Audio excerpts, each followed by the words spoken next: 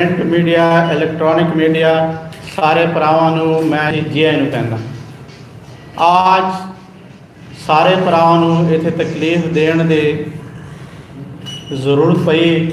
जिस तरह हमेशा पाकिस्तान ਦੀ मीडिया ने सिखां दी और माइनॉरिटी की गल सारी दुनिया तक पहुँचाने से साड़ी मदद की है। तो आज भी असी आस रखते हैं कि आ साढ़े जोड़े आज इशू ने जिन्हें असी अज गल करांगे तो ये भी सारी दुनिया को जोड़े हक और सच की गल पहुँचाने की कृपा करोगे आप जी सारे इलैक्ट्रॉनिक मीडिया और प्रिंट मीडिया। साढ़े हुकूमत पाकिस्तान मौजूदा हुकूमत साढ़े प्राइम मिनिस्टर इमरान खान साहब और साढ़े सिक्योरिटी इदारे वो कमर जावेद बाजवा साहब ने जिहड़ा कि सिख कौम नूं साढ़े 500 साल जिहड़ा असीं पिछले साल गुरु नानक देव जी महाराज का प्रकाश पुरब मनाया, एक इन्ना वड्डा गिफ्ट दिता कि सदियां तक ये सुनहरे अल्फाज नाल लिखा गया और याद रखा जाएगा। लेकिन दूजे पासे कुछ लोग ने जिहड़े कि सियासी उन्हां दा हक है सियासत करना, लेकिन वो मज़हब को इस्तेमाल करते हैं। वो अपने इतिहास सिख जिहड़े मंदिर ने या गुरुद्वारे ने या होर जिहड़ा साडे मजहबी जिस तरह चर्च ने उन्होंने इस्तेमाल करके अपने सियासत करना चाहते हैं। मेरा कहने का मतलब डॉक्टर रमेश वाकवानी जिहड़ा कि MNA, मैं 1 साल या 1.5 साल पहले की गल करा, एक मीटिंग मैं भी बैठा हाँ, साड़ी प्राइम मिनिस्टर नाल मीटिंग हो रही है इमरान खान साहब नाल, बाकी भी साढ़े सारे इदारे बैठे ने। सब तो पहले कह रहे हैं मैंने अवर क्यू ट्रस्ट प्रॉपर्टी बोर्ड का चेयरमैन बनाओ।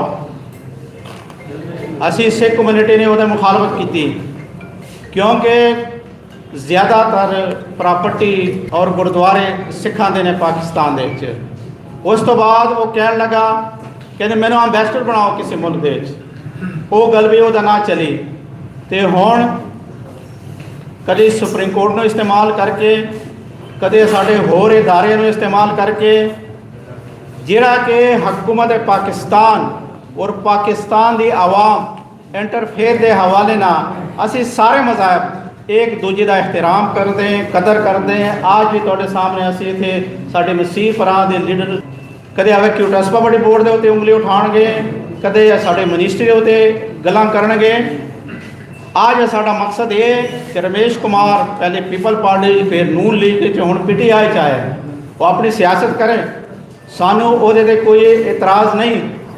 लेकिन अगर पाकिस्तान के इदारियां दे उत्ते पाकिस्तान के जिहड़े साडे वकील ट्रस्ट प्रॉपर्टी बोर्ड है, पाकिस्तान सिख गुरद्वारा प्रबंधक कमेटी है, अगर ये ते वो उंगली उठाएगा तो असीं ज़रूर जवाब देवांगे। पहले भी असीं जवाब दिता है। आज इत्थे साडा मकसद इकट्ठे होने का और आप लोगों को तकलीफ देने का ये सी कि रमेश कुमार पिछले कई दिनों तो सुप्रीम कोर्ट ते कभी एक एप्लीकेशन दे रहे हैं, कभी दूसरी दे रहे हैं। डॉक्टर मनोहर चांदा साढ़े नाल बैठा है, हिंदू कम्यूनिटी के जोड़े काम वकील ट्रस्ट प्रॉपर्टी बोर्ड कर रहे हैं या मंदिरों के हवाले ना जमीनों के हवाले ना वो खुद दसणगे। अमरनाथ रंधावा साहब बैठे ने वो दसणगे। लेकिन मैं दसना चाहता कि जदों पाकिस्तान बनया 47 दे विच सारे सिख चले गए, असी सिख जिहड़े रहे सी पिंडा थावां पहाड़ी इलाके च रहिंदे सां, उस वक्त भी हुकूमत पाकिस्तान ने सारे गुरुद्वारियां की हिफाजत की है। तो आज तो रब का शुक्र है हर शहर के सिख आबाद है। हर साल असी कोई ना कोई किसी शहर च गुरुद्वारा खोल रहे हैं। साढ़े पाकिस्तान दे 160 इतिहासी तारीखी गुरुद्वारे हैं, वो हज़ारों के तादाद सिंह सभा गुरुद्वारे हैं, जिथे 5-10 घर सिख आबाद हो जाते हैं। उत्थे हुकूमत पाकिस्तान की कोशिश है कि उत्थे गुरुद्वारा खोलिया जाए, उत्थे गुरमुखी स्कूल खुलिया जाए, साड़ी जिहड़ियां ज़रूरत है उन्होंने पूरे किया जाए। मैं ज़्यादा टाइम ना लेंदा हुआ क्योंकि बाकी साथी भी गल करनगे। मेरे प्राइम मिनिस्टर इमरान खान साहब तो ये मुतालबा है कि फौरी तौर पर क्योंकि वो PTI का MN है,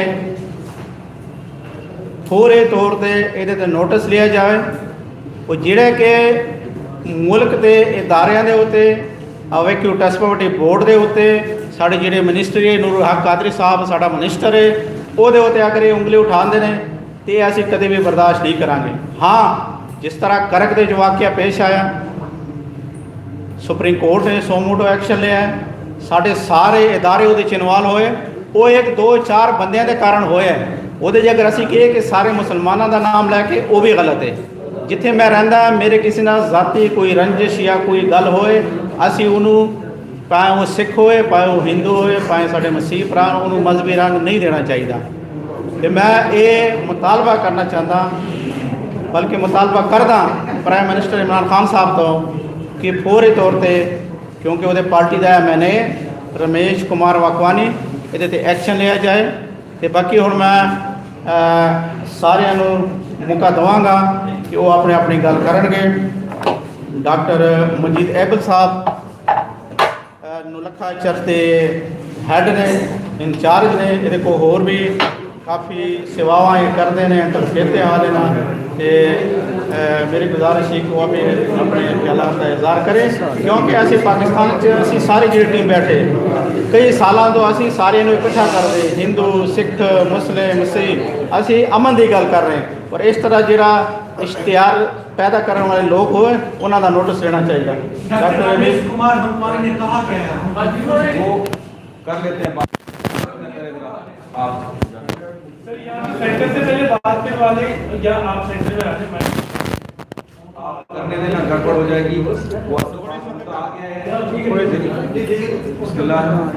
मैं मीडिया ये हजरात जिन्होंने इन्होंने सिर्फ हमायत करनी है सरदार बसंत सिंह साहब की गुफ्तगू की। मुद्दा उन्होंने पेश कर दिया है। जब एक हर मकतब फ़िक्र और हर मज़हब से नुमाइंदगी हो जाएगी तो फिर सरदार जी आपके सवालात का भी जवाब देंगे। तो सबसे अहम गुफ्तगू जो है वो सरदार जी की है, इसलिए माइक वहाँ पर मौजूद रहें और बाकी हजरात सिर्फ हमायत कर देंगे। तो मैं डॉक्टर मजीद ऐबल साहब जो प्रेसिडेंट चर्च ऑफ पाकिस्तान के हैं वो आपसे बात करेंगे। गुड।